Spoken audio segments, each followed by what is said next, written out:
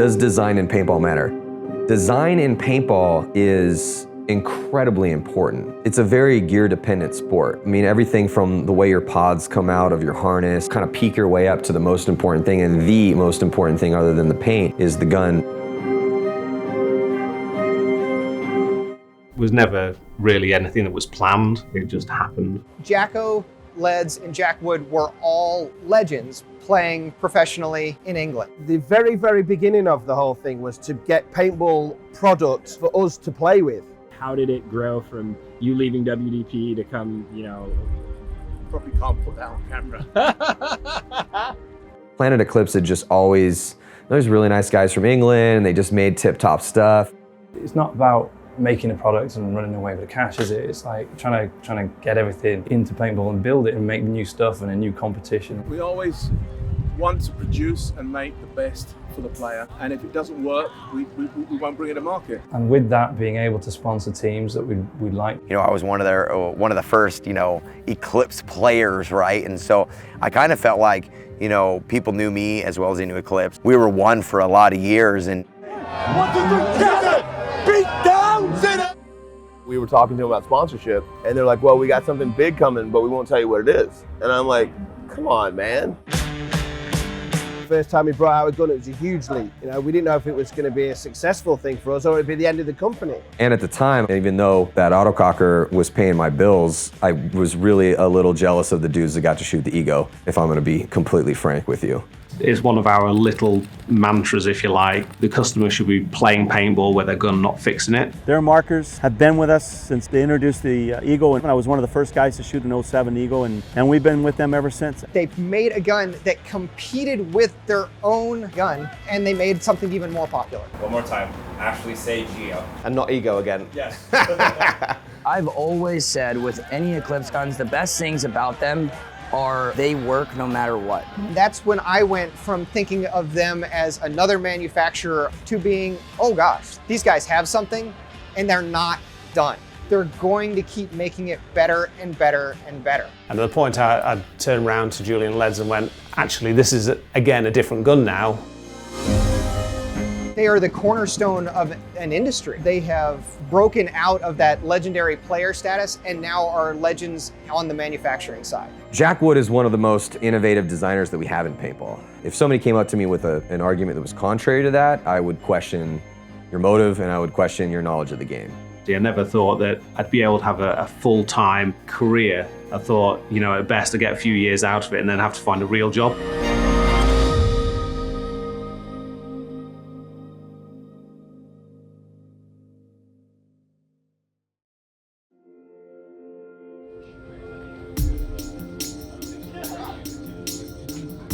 I'm Jack Wood, I'm the lead designer, and I've been with Planet Eclipse since day one. So you're the first employee, Jack, eh? Yep. I was actually there before the company started, so.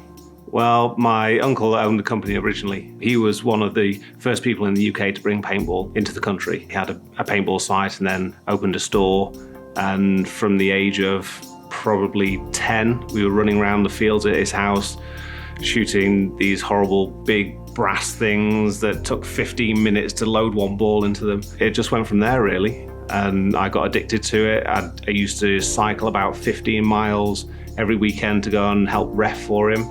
And then obviously grew up doing that.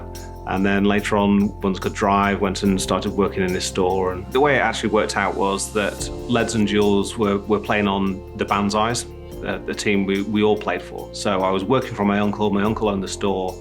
My auntie got very ill, she got cancer and died, and my uncle wanted to get out of the business. Leds and Julia bought the company off my uncle, so I came with the fixtures and fittings, if you like. Leds didn't like his job. I was working for a big corporation where I was a little miniature person who no one gave a toss about at all. I hated that. And they decided they wanted to buy the company off my uncle, so they did.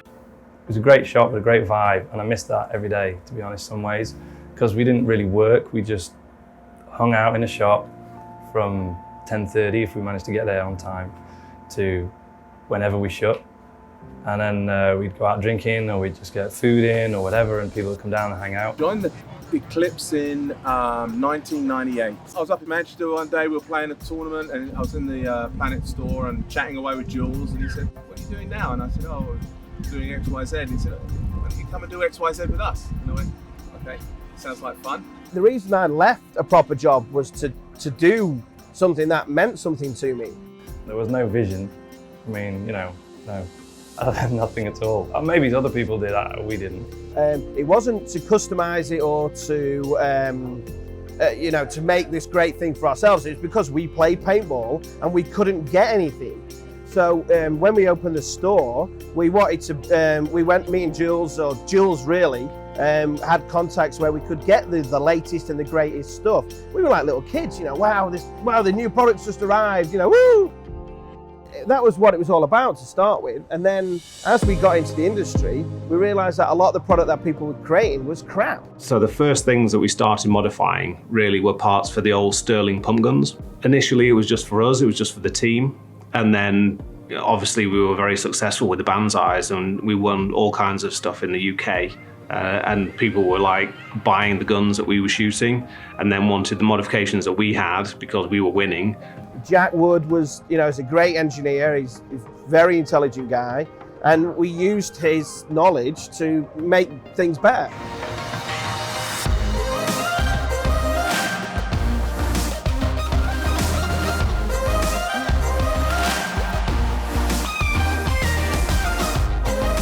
So I did mechanical engineering at Manchester University and I was there for 4 years. The whole time I was in Manchester doing my degree. I was also working in Paintball Planet, as it was called at the time. I'd take parts into the machine shop at the university and get a guy that I knew and befriended in the university to machine parts for me.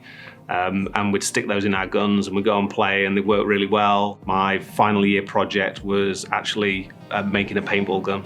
If there's anybody out there that knows where my paintball gun is that I made, we'd love to have it back, please.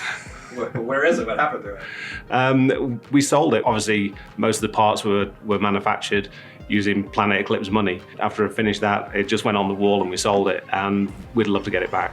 From there, you know, we moved on from the pump guns, we went into semi-autos, and the first semi-autos that were on the market were dreadful. A few years ago, if you got 1 in 10 guns that came out of the box that worked, you're probably doing well. So they all needed things modifying on. And the more we got to know the guns, the more we knew that what was out there wasn't perfect and that we could make them better.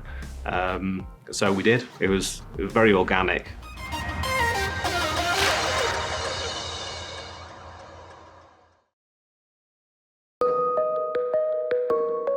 The first big products that like launched us onto the world market were really the cockers that we started doing. We started making like the really nice Eclipse cockers with slide triggers, then we did the hinge triggers, and you know, the hinge trigger was like a really big thing for us.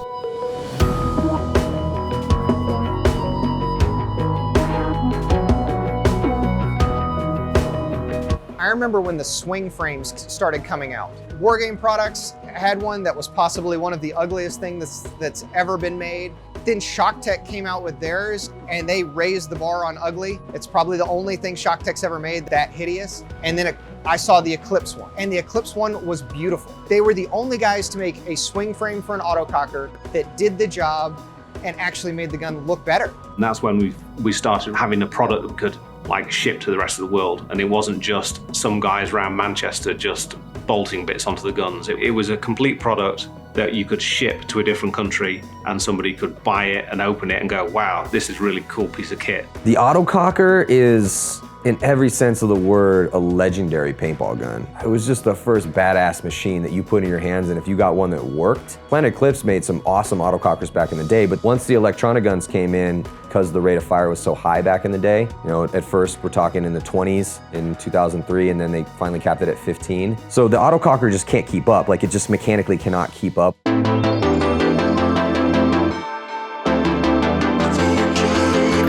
I remember in the end of 2002 when I realized it was Planet Eclipse that was making the electronic frame for the autococker, the E-blade. You know, people wanted speed, and electronics was the new cool thing. So at the time we developed the E-blade, the electronic paintball gun market was starting to boom. The autococker was a fantastic gun, but as other guns, you know, like your Angels and Shockers of the time, were getting faster and faster and faster, the cocker just couldn't compete. We thought there was a bit of a niche because there was still a huge autococker following. And there were hundreds and hundreds of thousands of autocockers out there. So rather than having to spend $1,000 on a paintball gun, you spend a few $100s and put an E-blade onto your cocker that's worth like $80 that's sat in your bag, and you suddenly got an electronic gun.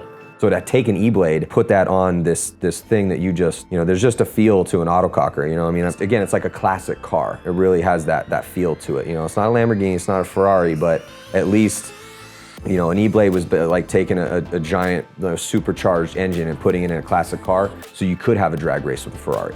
And that was kind of the magic of the E-blade. Before, they'd made cool things, they made whole autocockers, but lots of people made autocockers. They made beautiful guns, but lots of people made beautiful guns. That was the first piece of true technology that I remember. Everybody that had an autococker couldn't wait to do a terrible job with a hand drill and drill it for eyes, slap that frame on, and all of a sudden they owned a machine gun. And that was our first step into the electronics. A big part of making that step was to get Steve Monk's Flash, to get him on board, just getting him to leave his really, really good engineering job, getting him to come and join us. That was the final piece in the puzzle, so that we had everybody we needed in-house so we could do our own projects. It started off as a miniature thing, and then, I don't know, maybe 500,000 E-blades later, you know, we thought maybe we want to make our own paintball gun now. The ego might have come a couple of years earlier if the E-blade hadn't been so successful. There was no real first time we thought, right, we have to make a paintball gun. We were always looking at making a gun. It was always in the background of what we wanted to do. Went through a lot of processes of remanufacturing, re-engineering other people's paintball guns. And for years and years we were saying, oh, we should just do this ourselves.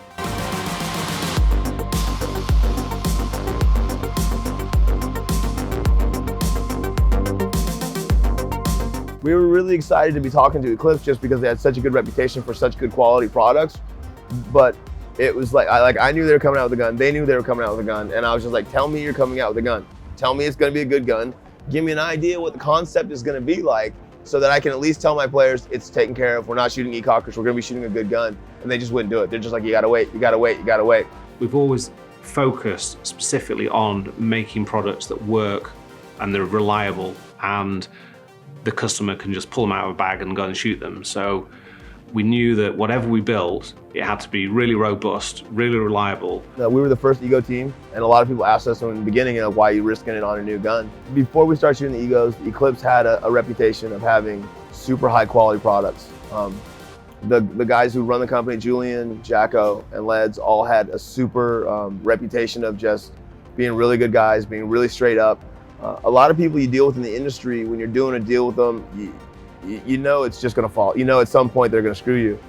And I never had any question with any of those guys that they were gonna be there for us, they were gonna do what they said they were gonna do, and that means a lot. First big moment for me was we came out to San Diego, came out to Commander's Cup, and we came out with Excessive, and we went to practice at the back of the old JT building, and they had a field set up back there. The team was pretty stoked that we were going to be getting the new Planet Eclipse gun, which had a pretty bold name. You know what I mean? To name your gun Ego, I think is a kind of a bold statement. So Excessive created, we didn't have a gun sponsor, we shot whatever. So I'm shooting this brick of a Gen E Matrix. You young bucks would have no clue what that is. You know, it weighs about 16 to 18 pounds. We took the Excessive guys and we stuck them on the field, and they'd never even seen these guns before, and they were going to play the next day in the Commander's Cup with them. And when, here you go and shoot those.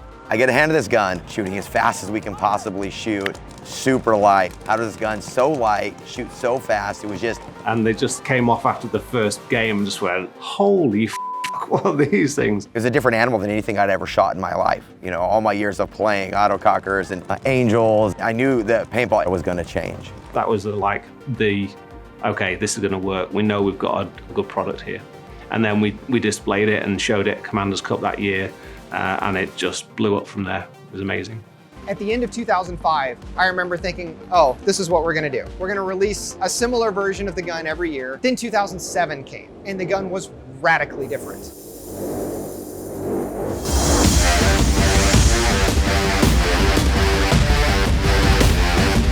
Ego 7. It was so nice, so smooth. It was smaller, it was lighter, it was sleeker, it was cooler. It was just different. You know, you could snap shoot faster, you could shoot more paint, you could shoot your paint faster, you know, running was better. And that's when I went from thinking of them as another manufacturer that was making cool and workable guns to being, oh gosh, these guys have something and they're not done. They're going to keep making it better and better and better.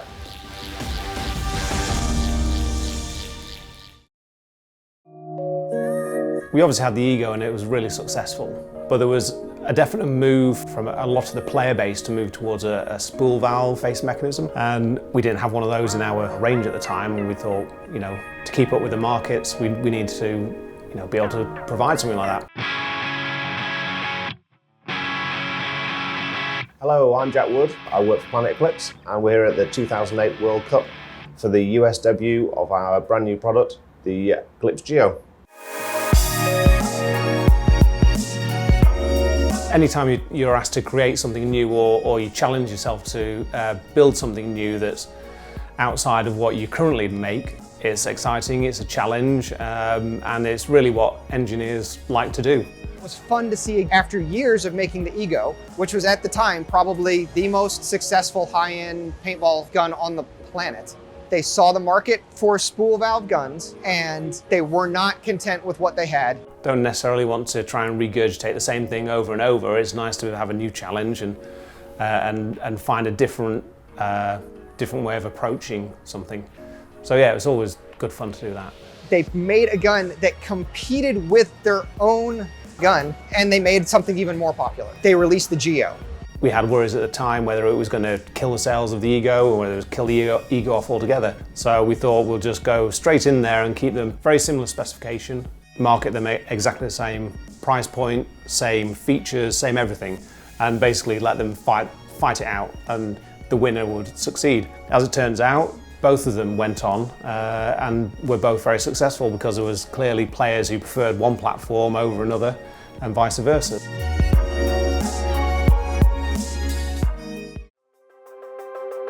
A lot of the inspiration that I get for new features or changes to product has to come from the players because they're the ones using the product.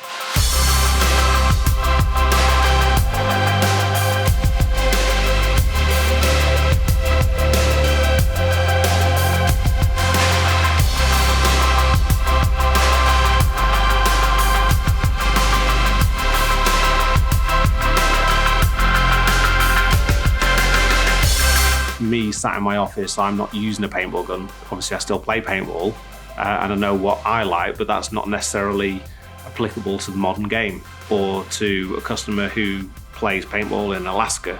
Pretty much all the guys who work in Planet Eclipse in Manchester still play paintball. Some of them to a very high level, some of them to not so high level. So it's quite nice to be able to go to them and say, if I did this, would that help you at all? And then say, no, don't be stupid. Or, yeah, that'd be amazing. I've always dreamt of that. They listen. Eclipse listens. Jack Woods really listens to what we have to say, our input, our feedback, and he takes everything from all the teams, from our players, and then builds a gun around that to work for the player, and that's what Eclipse does really well. You've got pro players playing on the biggest stage in the world, and they want something a bit different, and we always get, they'll always come over and say, do you think you could just make this so it's like I can move it back a little bit further, or can you make my trigger do this? Or for me, I think of guns like a shoe. When you put on a shoe, you want it to feel good, you want it to look good, and you want it to be comfortable. That's what I really like about the LVR, that platform, is the skinny body, the way it feels in the front grip, the back grip, everything through and through with that gun in my hands since the 3.5 has been my favorite gun. I've been shooting Eclipse guns ever since I turned pro, actually. Since 2005, I've been shooting Eclipse guns. But I really got hooked when the LV1 platform came out. So the LV1 was like a giant leap for us in terms of our poppet valve-based platform. When I probably talked about it at the time, that when we came up with the idea for the lever valve in the LV, that it was so good that we couldn't feel that it could just go into the same aesthetic package as the previous Egos. We needed to change lots of things about the gun itself so that people realised it was a completely different product and it wasn't just another Ego. I think the art and the design and the functionality of the marker itself play pretty much hand in hand, and just I think the pinnacle of that is the LV marker itself.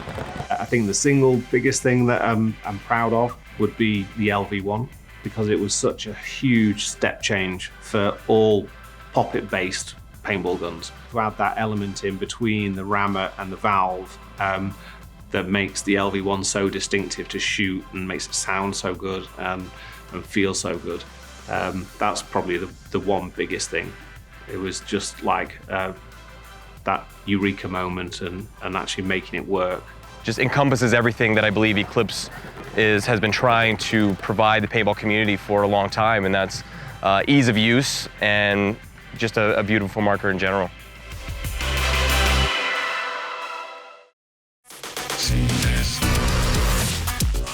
Very similar to how we rebranded the Ego line with the LV, the CS was almost a rebranding of the Geo. The CS1 had so many changes on it, it almost didn't warrant the Geo name. It was so different and there were so many differences to how it all went together and the features that were on it that we thought, right, this is a good time to, instead of having a Geo 4, we'll go to something different, and that became the CS1.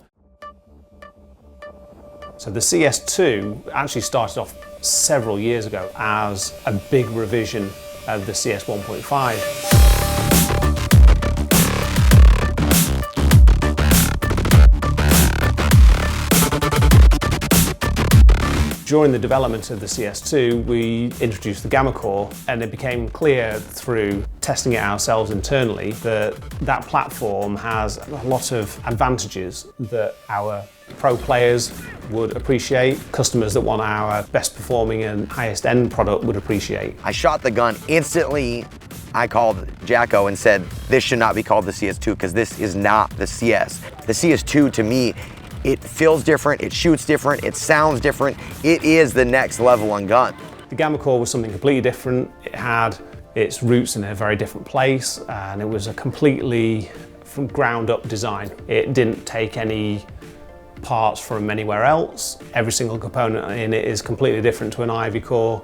And at the point I turned around to Julian Leds and went, actually this is again a different gun now. And it's like, it's a bit late to change the name at this point. You know, I told Jack this today, that shooting the CS2 is for me like going back to that original Ego. Like there is a game changer here. I think the reason we're still around now, 25 years later, I think the thing is that we're all still really grounded, even though, yes, we have bosses, we have Leds and Jules, they're there every day. They're still really passionate about the business. And the main thing is that they're passionate about making sure the customers are happy. And you get a guy like Jack who's spent his career, crafting these incredibly high-level products that just make you have a funner time out there. I mean, funner's not a word, but I'm gonna use it for Jack. As you get bigger and bigger, it's too easy to get detached from your customer base. And as a company, we've just never done that. Oh man, what makes Jack Wood a great designer? It's his passion. He's the guy that designs the gun and then is in your pits, making it sure that it's shooting the way that he designed it. He actually goes to the players and wants feedback, not just tell me my gun is great. If it wasn't for Jack, I've had a lot of good paintball moments because Jack Wood exists. Let's just put it that way. The way I see it is, I don't get paid by Leds and Jules, my boss. I get paid by the customer, by them buying the product. So if they're not happy and they're not buying it, then I'm out of a job. He's not just creating the next thing, he wants to create the next best thing, and it shows in his work.